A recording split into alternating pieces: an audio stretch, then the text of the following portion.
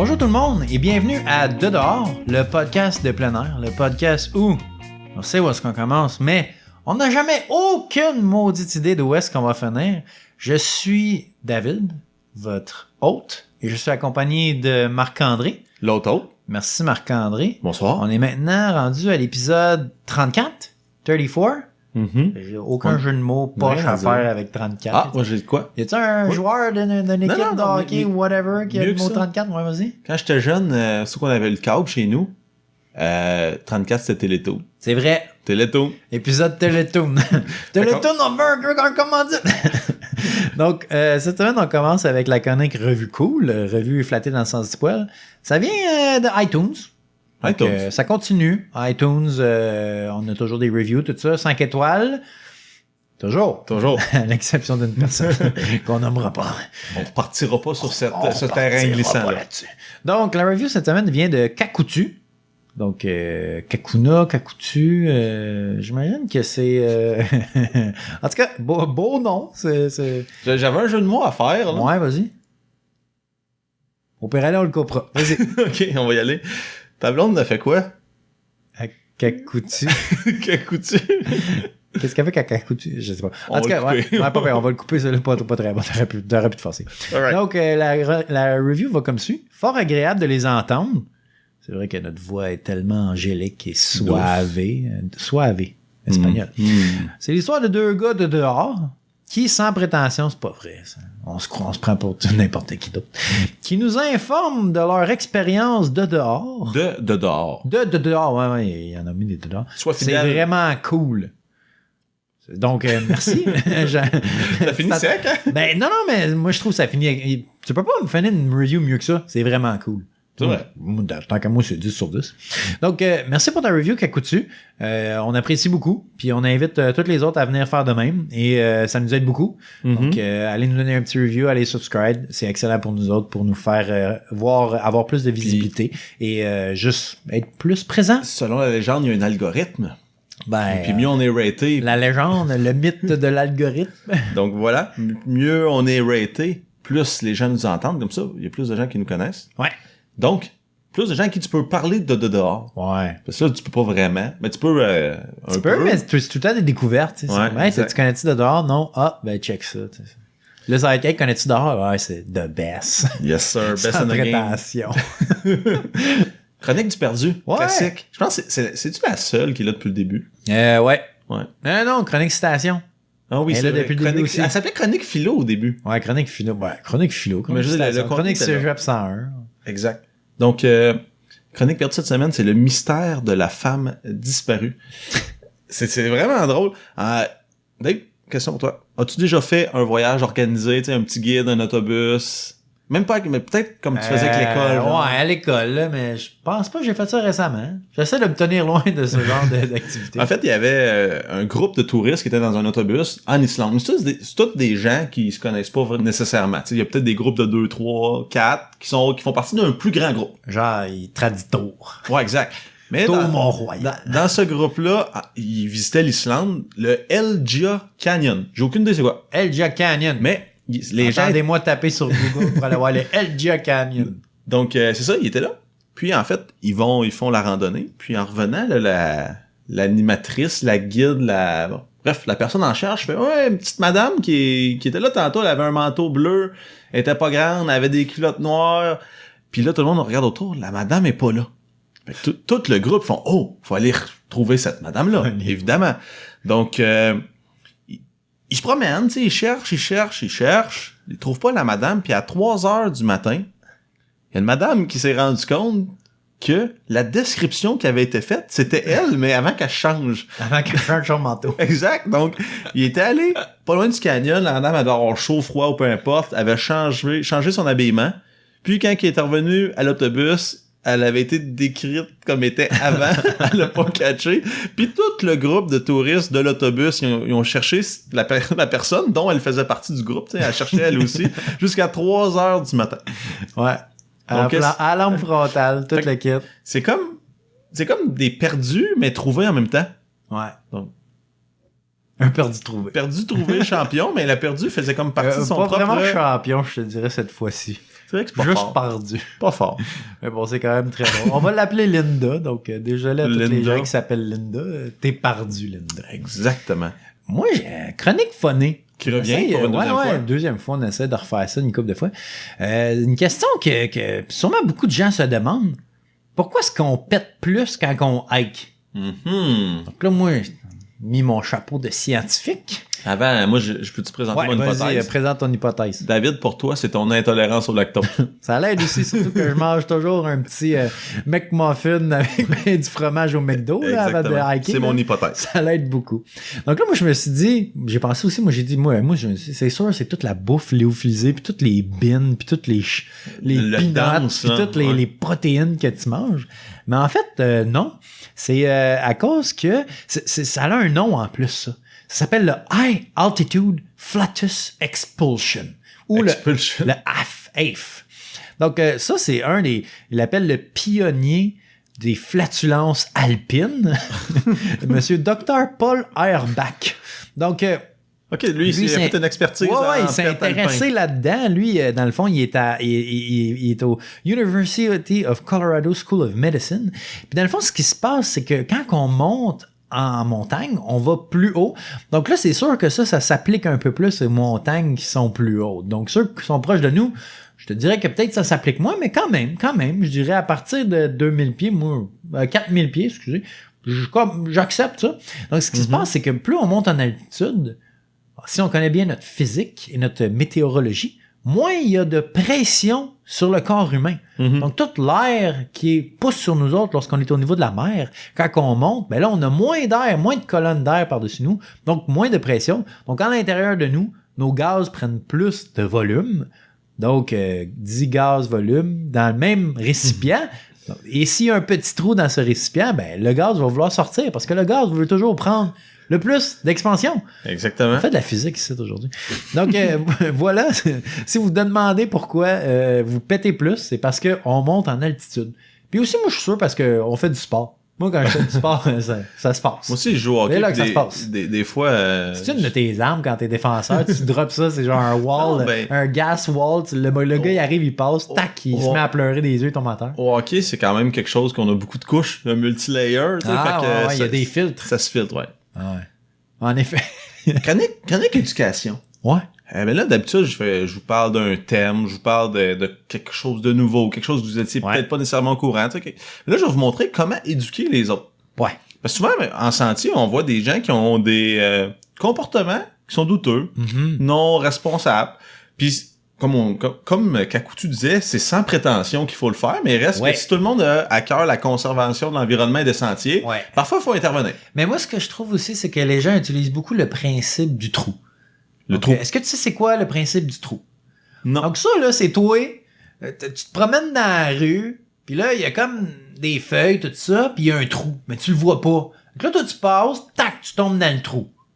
Là, t'es comme, attends, t'es fâché, tu sors du trou, tu places tout le kit comme avant, puis là, tu t'attends, tu te regardes, puis là, il y a quelqu'un qui passe en même temps de place toi, pac, qui tombe dans le trou. Là, tu te dis, ah, cave, maudit cave, t'as tombé, on va biper ça. Maudit cave, t'as tombé dans le trou.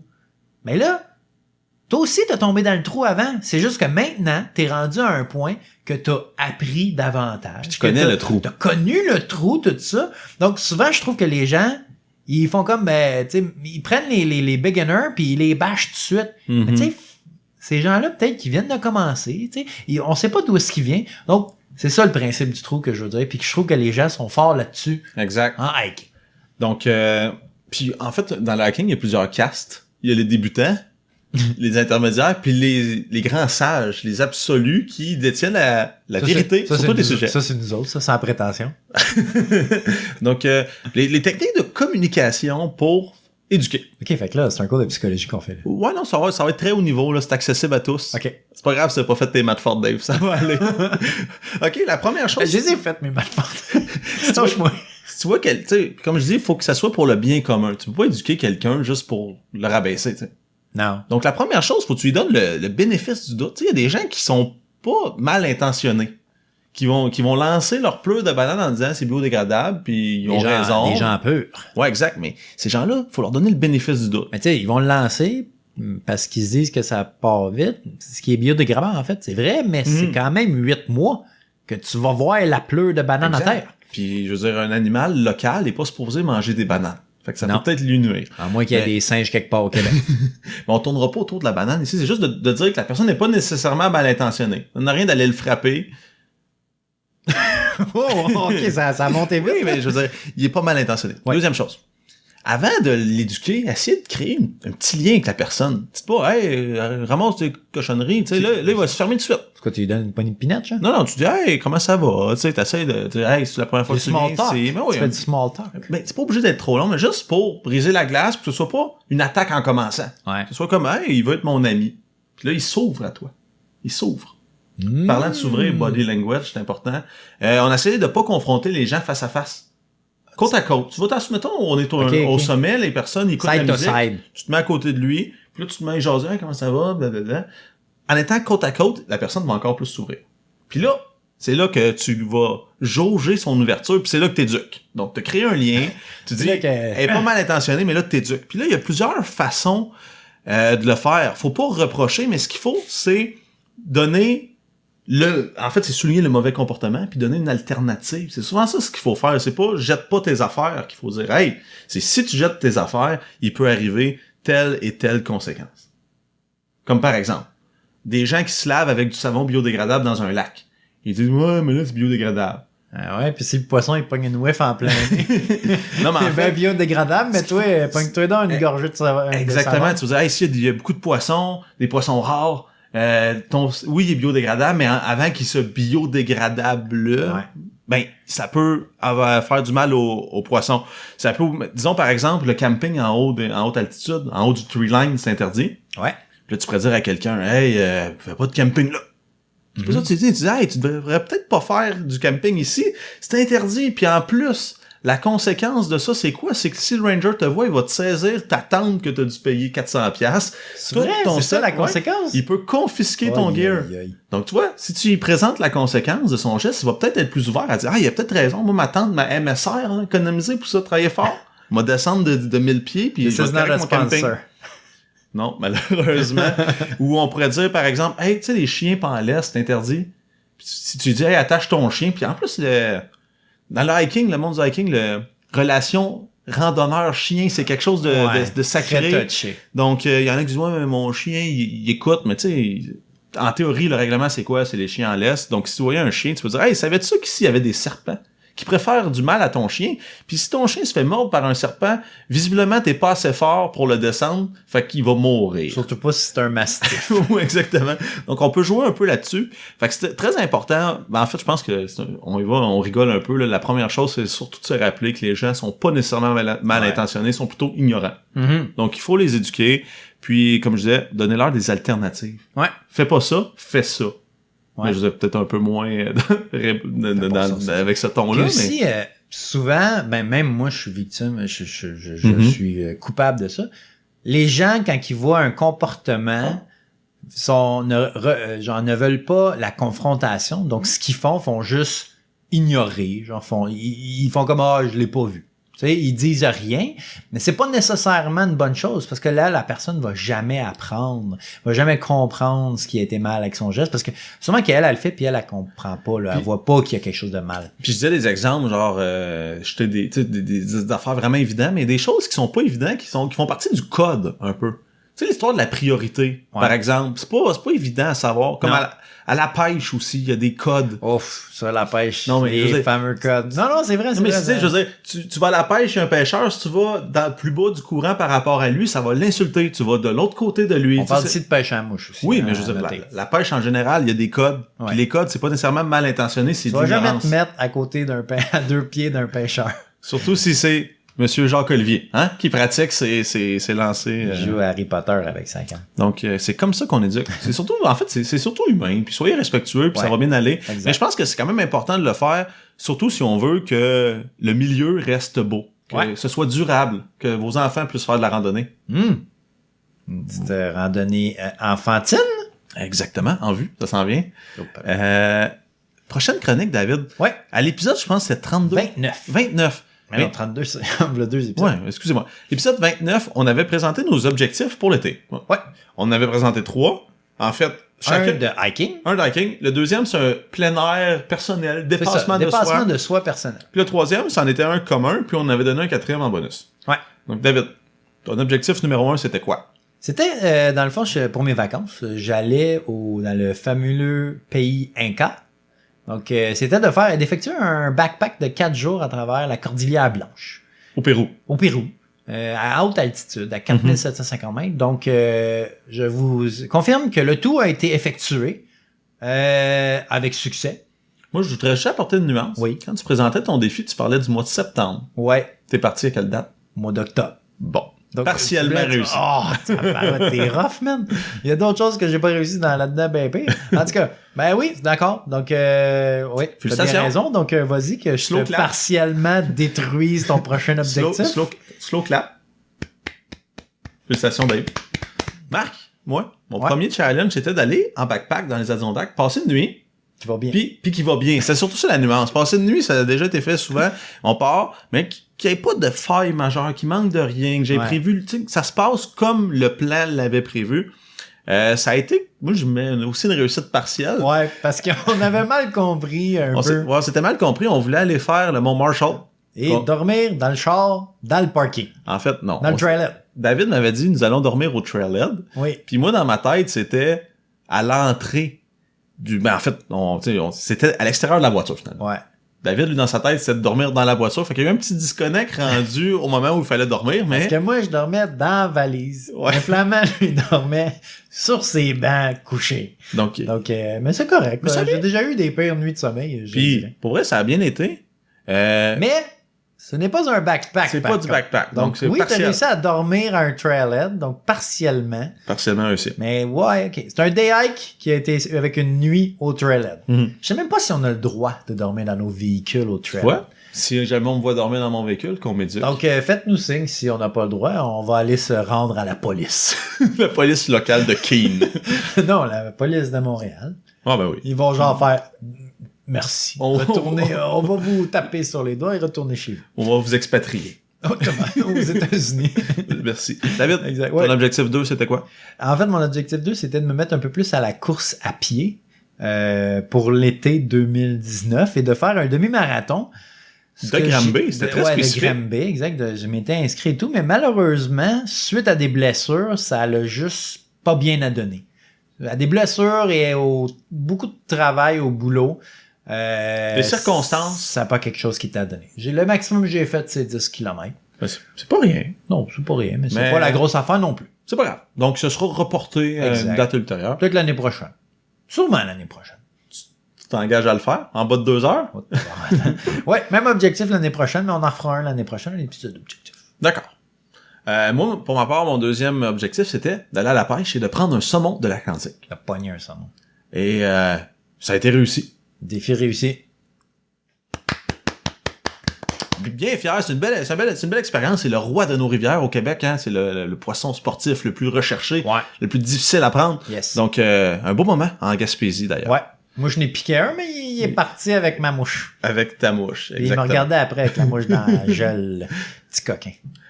On avait aussi défini un objectif qui était commun, qui était de terminer nos 46 sommets. Et exactement. Comme David présentait dans son objectif 2, qui était la course, il est arrivé beaucoup de choses qui ont pu retarder nos sorties plein air. Ça n'a pas avancé autant qu'on voulait. Non, du tout. Donc, on n'a pas le choix de le reporter, parce que finir les 46, c'est toujours quelque chose qu'on veut faire, mais visiblement, ce sera pas. Mais les sommets qui nous restent, c'est des sommets qui sont quand même longs. Donc, avec les jours qui se raccourcissent, c'est pas quelque chose qui va être évident à faire. Mais on va le réussir, on va le finir, c'est sûr et certain. Et c'est sûr qu'on a beaucoup ralenti.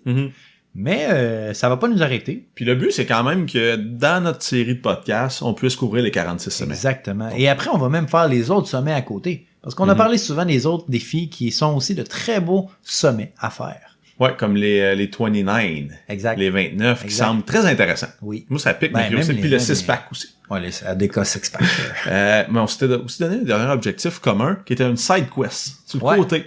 Puis ça, en fait, on s'était dit qu'on allait faire la trappe d'Ike à l'hiver. Donc, le Mont Colden par la faille dans la montagne. Donc ça, c'est encore ongoing. Là. Ouais. On a même certaines dates. 29. On s'est dit que c'était une date spéciale vu que ça arrivait pas souvent. Le 29 février. Exactement. Donc, c'est un signe qui nous est Tous envoyé. les signes vont être alignés puis on va réussir ça. Moi, ma plus grande crainte, c'est qu'il fasse pas beau cette journée-là. Ouais, C'est là, fixé d'avance, mais on le fera la semaine d'après. C'est tout. on va être préparé. Exactement. Certaine, on va être préparé. On a déjà commencé à regarder pour de l'équipement.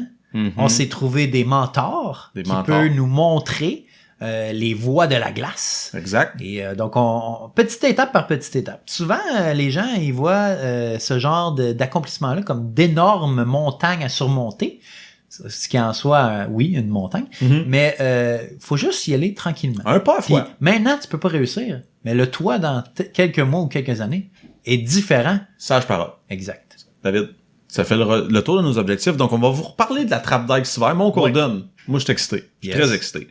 David, prochaine chronique, la chronique conseil. Ouais. Allez, donne-nous des conseils. C'est une chronique en vrac. On donne ça. Exactement. Donc ça, on a trouvé juste plein de conseils online. Puis on s'est dit, ben, vous savez quoi, ça pourrait être bon d'en donner une coupe. Donc on va vous en donner 1, 2, 3, 4, 5. On en a une liste, vraiment une grosse liste, mais c'est plein de petits conseils. Des one-liners. C'est ça, des one-liners qui peuvent juste être vraiment bons. Donc, conseil numéro 1, arrêtez de vous fier à votre cellulaire pour la navigation. Et là, je vous dis pas, utilisez jamais votre cellulaire pour la navigation. Non. C'est pas un puriste, là. Je suis pas un puriste parce que je l'utilise souvent, mon cellulaire, puis je trouve que c'est un outil qui va très bien. Mais ce qu'on veut dire, c'est que c'est important à savoir comment utiliser une map et une boussole. Je m'en ai dit un compas en anglais. une boussole. Parce qu'une map et un compas, tu peux faire des trous dedans, tu fais pas grand chose. Des tirons. Ouais. Mesurer les distances. Ça sort. Ah, mesurer les distances, ouais, exactement. Donc, une map et un compas, ça a toujours du jus. Ouais. Jamais ça va, je m'éteins, ça ne marche plus. Donc, c'est ça que je veux dire parce que, puis, comme je vous le dis, là, le cellulaire, là, je l'utilise souvent dans mes day hikes. C'est une très bonne affaire. Même si vous faites des plus longues hikes, vous pouvez amener des batteries. On dit pas de pas les utiliser. Simplement que si vous les avez pas, vous devez quand même être capable de vous en occuper. Donc moi puis Flamand, on forme une équipe dans ça. Lui, il a la map. Et moi, j'ai la boussole. Moi, je vole la map aussi souvent. Flamand, ça, c'est bon. Puis là, à chaque fois, il me chicane quand on fait un hike ensemble, puis il la reprend. Le téléphone aussi, je trouve que c'est un outil qui est incroyable pour la planification. Oui. T'es dans l'autobus, tu veux regarder les maps. Imagine si t'avais une carte tout le temps. C'est un grand format, c'est encombrant. Ouais, quand tu chauffes ton char plus tough. Ouais, c'est un peu dangereux. Tu sais, le classique, là, aussi. Là. Mais tu sais, le classique aussi, là, tu sais, le gars qui regarde la map pendant qu'il chauffe son char, là, dans les années 90. Ça se fait plus, ça. Non, je pense plus. C'est fini. T'as-tu une map, toi, de Montréal dans ton char? Non. Moi non plus. Avant, j'en avais une. Numéro 2. Ouais.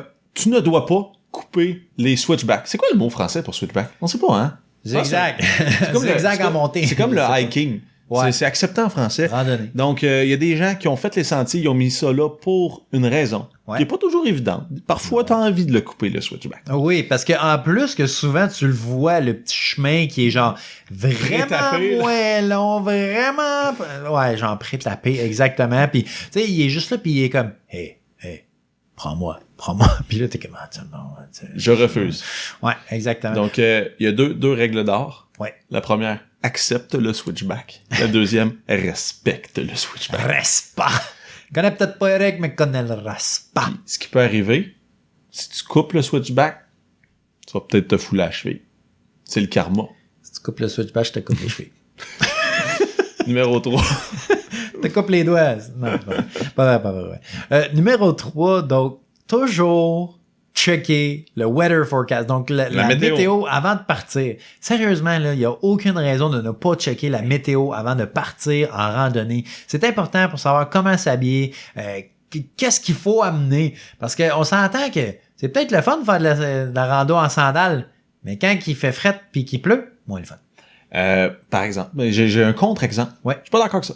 Okay. Parce que dans les Adirondacks, à ce temps-ci de l'année, on part en bas, c'est l'été, on arrive en haut, c'est l'hiver. Fait que t'aies regardé ou pas la température, t'amènes ça. C'est pour ça qu'il est important de vérifier votre météo locale de la ville, également de vérifier la météo dans les sommets. Donc ça, on en a déjà parlé, c'est mountainforecast.com, un outil extrêmement utile que moi-même j'ai utilisé lorsque j'étais au Pérou parce que tu peux checker les différentes altitudes dans la montagne. Donc, Si vous regardez, mettons, vous prenez Whiteface en ce moment, qui est une montagne quand même assez haute des Adirondacks. Si vous vérifiez en haut, au sommet, vous allez avoir que ça va être froid, neige, tout ça. Mais si vous descendez, mettons, de 1000 ou 2000 mètres, 1000 mètres, je dirais, là, pas plus, là, vous allez le voir tout de suite que c'est vraiment pas la même météo.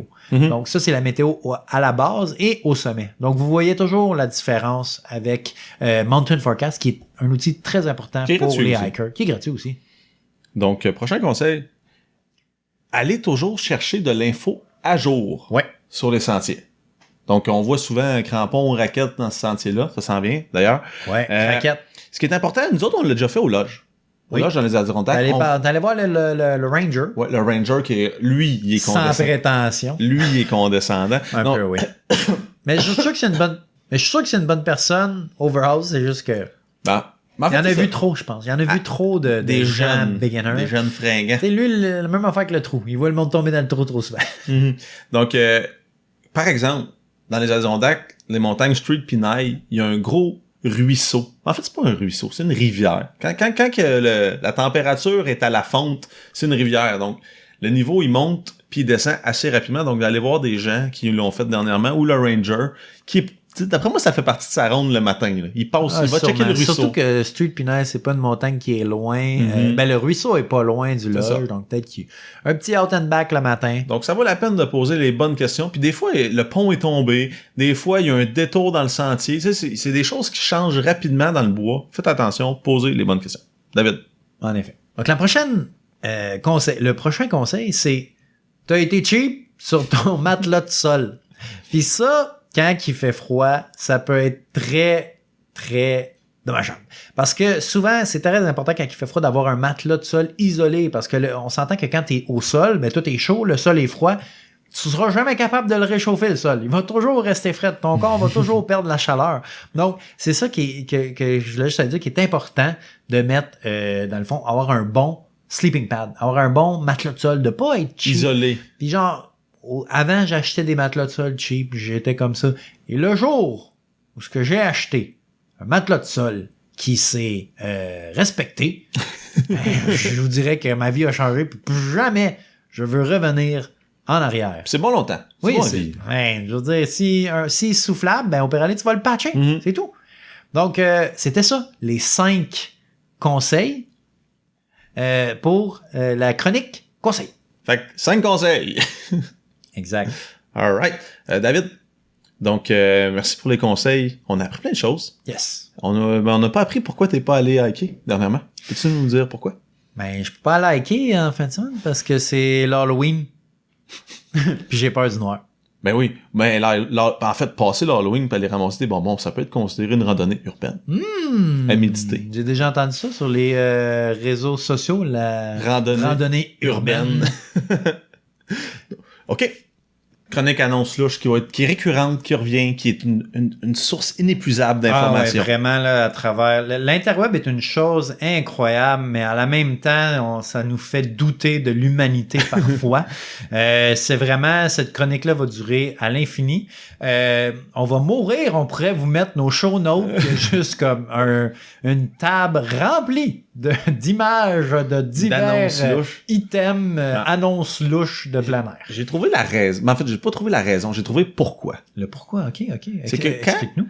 Quand sur Facebook, principalement, quand on met quelque chose à vendre sur Marketplace, il te suggère des groupes à l'intérieur desquels que tu peux poster la copie de ton annonce. Oui. Donc, quelqu'un qui est un loose cannon, il va juste faire Select All. Ouais. Puis là, ben, ça se ramasse avec...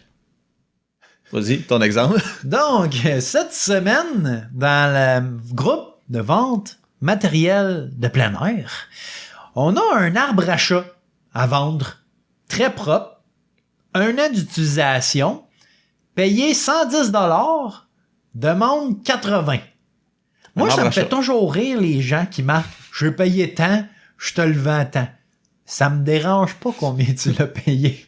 Moi, je vais faire mon calcul de dépréciation, puis je t'assure que 80 $ c'est trop cher. Mais, on n'est pas là pour juger si un arbre à chat est trop cher. C'était peut-être négociable. Peut-être. Ben, en fait, moi, c'est ma technique. Je mets tout le temps 20$ trop cher, comme ça, les gens, ils descendent à 20$, puis je suis comme, ben ouais, j'accepte. Pas cave, moi. Fait que si vous me voyez sur Internet, by the way, j'ai du stock sur Marketplace à vendre, allez voir ça. Un vrai stratège. Le gars, il plug ses affaires. Mais je les ai pas mis sur vente et matériel de plein air parce que ce n'est pas tous du matériel. En fait, ça en est, mais je trouvais que ça avait pas sa place tant que ça. Merci. La communauté te remercie, David. Ouais, parce que des fois, c'est oversaturé. Saturation! Boum! OK. Donc, c'est ça. Est-ce que est-ce que ça a sa place? Un arbre à chat? Mais un chat, ça vit dehors. Un chat, ça dépend des chats, je te dirais. Là. Les jaguars, oui. Mais est-ce qu'un jaguar va aller jouer dans un arbre à chat? Faudrait aller voir sur Google. Google, jaguar, arbre à chat, on verra ce que ça Faudrait quand même que tu parques ton arbre à chat, genre dans l'Amazonie. Ou... C'est pas pire arbre à chat, mais tu sais, mettons un arbre à chat, c'est fait pour les petits chats. Mm-hmm. Mais là, mettons pour un jaguar, c'est quand même pas pire gros, là. Moi, je me demande. Ça serait un séquoia à chat. Ouais. Tu sais. Mais tu sais, quand tu marques Cat Tree Jaguar sur Google, ben tout ce que tu vois, c'est des jaguars, mais dans un arbre en Amazonie. Ok, un vrai. Peut-être, je sais pas si c'est l'Amazonie, là, peu importe. Là. À quoi je m'attendais pas à autre chose, en fait. Mais donc, puis finalement, verdict, c'est de plein air ou pas de plein air un arbre à chat? Ça n'a pas sa place là. Donc, Linda, on va bâcher Linda cet épisode-ci. Désolé si vous êtes là, c'est pas méchant, c'est juste pour le fun. C'est pas à bonne place. C'est juste pour le fun. Donc, ouais, c'est pas à bonne place. Donc, non. Désolé, l'arbre à chat n'a pas sa place. Non, sur un groupe de plein air. Ouais. Merci. Donc, chronique, philosophie. Oui. Ce qui indique que l'épisode tire à sa fin. Ouais. Chronique dénouement. Ouais. On dénoue avec ça. Une citation de Ralph Waldo Emerson. C'est qui? Where's Waldo?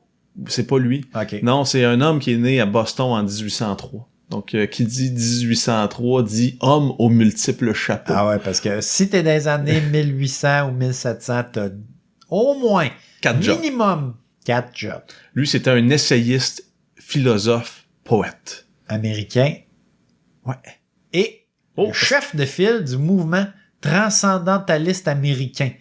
Savez-vous quoi? Je sais même pas c'est quoi. J'ai pas fait la recherche. Pour C'était savoir le chef. Quoi. C'était lui le chef. C'est lui qui prenait les câbles. Le chef de file. C'était Donc, le premier en avant. Qu'est-ce qu'il a dit, ce charmant Ralph? Il a dit, do not go where the path may lead. Go instead where there's no path and leave a trail. Donc, n'allez pas où est-ce que le chemin vous emmène, mais au lieu, allez où est-ce qu'il n'y a pas de chemin et laissez une trace. Ou ben, pas une trace, mais un sentier. Donc, un herd path. Parce que leave no trace, c'est pas trop dans la philosophie, mais c'est peut-être juste la manière qu'il s'est exprimé. Donc, ce qu'on veut dire par là, c'est juste aller en nature. Sortez des sentiers battus. Sortez des sentiers battus. De votre zone de confort. Mais pas trop, là, surtout pas quand il y a de la végétation alpine au sommet. Ouais, non, ça, tu fais pas ça. Ça reste d'un cordes puis marche à la roche. OK, là. Non, mais je pense que c'est un autre niveau. C'est pas au premier degré. Là. Le sentier, c'est pas un vrai sentier. Exactement. Puis sortir, c'est pas de détruire. Dans votre tête. Donc, David, c'est ouais. la fin de l'épisode 34, l'épisode Télétoon. Ouais. Ça a bien été. Ça a pas suivi. Télétoon de la nuit. Oh, là, on aurait pu sacrer. En donc, fait, on a sacré, sans faire exprès. Mais ils le sauront pas parce que tu vas le couper. Bip, bip. Donc, merci d'avoir été là. Suivez-nous sur les réseaux sociaux. Facebook. Dedans. Instagram. Dedans. Patreon.com. Dedans. Merci pour d'avoir complété. Ouais. Si vous avez aimé ça, parlez de nous à vos amis. Ouais. Clavier à yeux. Bouche à oreille. Je t'ai eu, hein, c'était à l'envers. Ouais, mais je l'ai quand même eu. Très fort. Puis aussi, laissez-nous une revue. On adore ça. Ouais. Envoyez-nous des messages privés. Ouais. Je sais pas si c'est parce qu'on commence à le dire qu'on en reçoit de plus en plus, mais on reçoit des commentaires. Puis c'est pas public, c'est privé, c'est dédié à nous, on aime ça. Oui, même des questions sur vos montagnes. On essaie de répondre, c'est sûr que parfois on travaille, donc ça peut prendre un certain temps avant qu'on réponde. Là. Soyez pas outrés si on prend au moins 1 heure ou 2 à vous répondre. Là. Même qu'une heure ou 2, c'est très rapide, je dirais. Très fort. Très fort. Très fort. On est bon, ouais. Dans l'humilité. Donc merci sans encore. Sans prétention. Merci encore d'avoir été là. Puis on se retrouve où, David? On se retrouve à dehors. À dehors.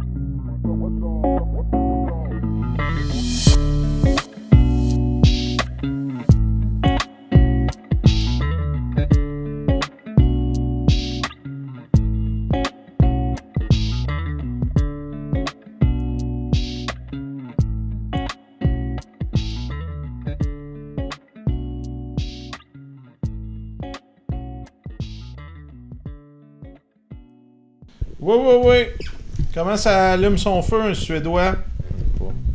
Ça va au Ikea, puis ça s'achète des allumettes. Non. Ils font des boulettes.